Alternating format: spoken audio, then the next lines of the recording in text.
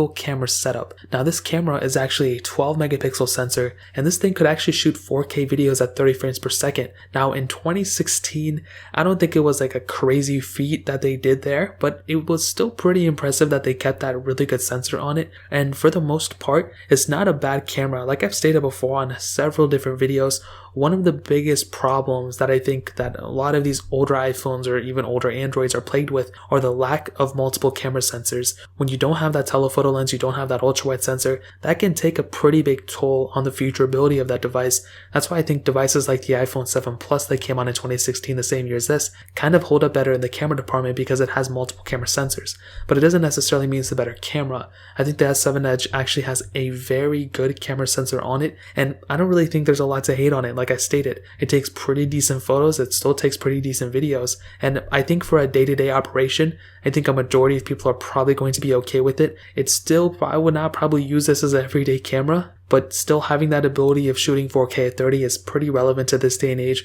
and I don't think anybody's even going above 1080p at 60 if I'm being completely honest. You have a 5 megapixel front-facing camera, and it's pretty bad, I'm not gonna lie, it's definitely not my favorite camera out there, but in the camera department as a whole for this device, I think it's actually a pretty decent camera. I don't think it's great, and I obviously, if like a camera was produced like this in 2020, I don't think anybody would like it, and they probably, hate that specific camera manufacturer. But I think for a lot of people out there, a phone like this is probably okay in terms of the camera department when you can